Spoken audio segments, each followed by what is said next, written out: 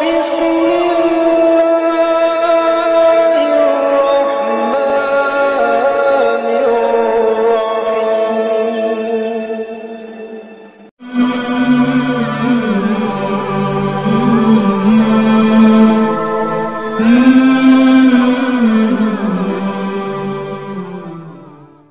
seorang santriwati dari Az-Zaitun yang memutuskan pulang kampung untuk sementara ke keluarganya.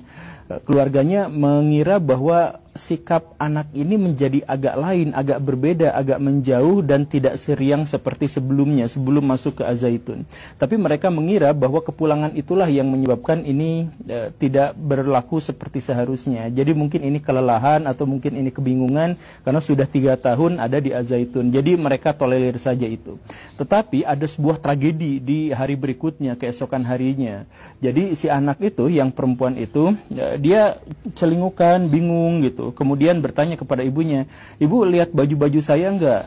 Kemudian si ibu ya seperti biasa saja bilang, "Barusan ibu cuci, karena kan udah kotor," gitu. Nah, si santriwati itu mendadak merah padam wajahnya, kemudian membentak ibunya, "Ibu berani-beraninya megang baju saya, kenapa bisa seperti itu? Ibu kan masih kafir, masih najis. Kok baju saya dinajisin sama ibu? Mana bajunya?" Diambillah bajunya yang ada di cucian itu, kemudian dibakar, gara-gara ibunya itu katanya masih kafir, masih najis. Si ibu tentu saja shock pada waktu itu, "Kenapa bisa seperti itu? Kamu dapat ajaran dari mana? Kenapa saya dikafir-kafiri? Saya ibu kamu." Kemudian si anak itu mengatakan bahwa wilayah muslim seluruhnya itu harus ada di bawah sebuah negara. Siapapun yang ada di bawah negara Islam yang menjalankan syariat Islam, maka dia muslim, dan siapapun yang ada di luar negara Islam, negara togut seperti Indonesia ini, maka semuanya adalah kafir.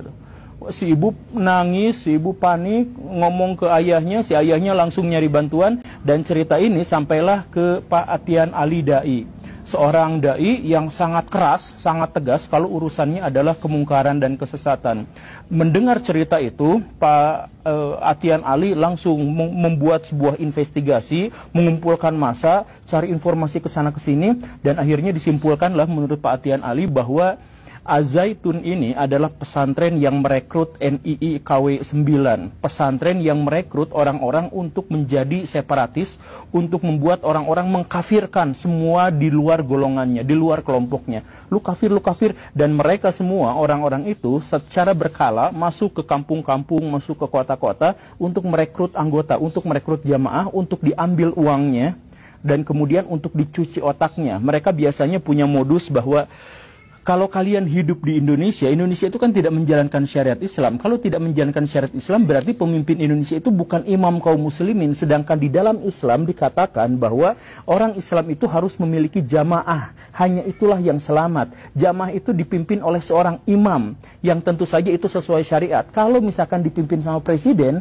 yang dia dipilih oleh muslim dan non-muslim dan tidak menjalankan syariat Islam, maka presiden itu kafir. Kemudian orang-orang yang tunduk taat pada peraturan-peraturannya juga adalah kafir. Nah, biasanya doktrinnya itu adalah seperti itu.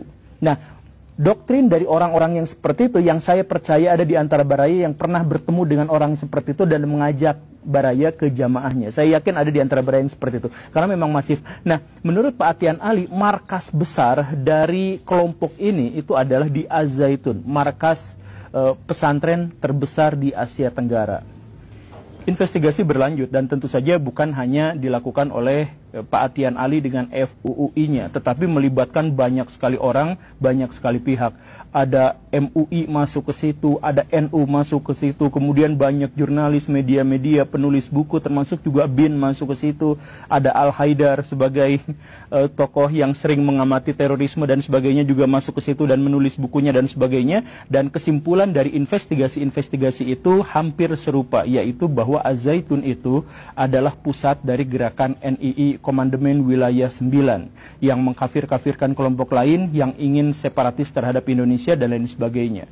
Pak Atian Ali di suatu kesempatan di Masjid Istiqomah Bandung itu berpidato sambil marah-marah, berorasi sambil bercucuran air mata.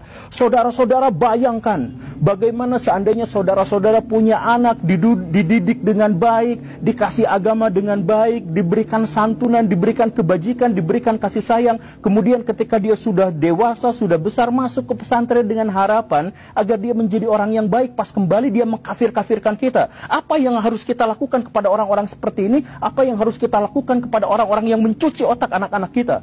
Inilah kerjaan yang dilakukan oleh NII KW 9 yang ada di Al-Zaitun. Kita hancurkan mereka, kita lawan mereka. Allahu Akbar. Ya seperti itulah pada waktu itu emosinya Pak Atian Ali setelah melakukan investigasi terhadap Komplek Al-Zaitun.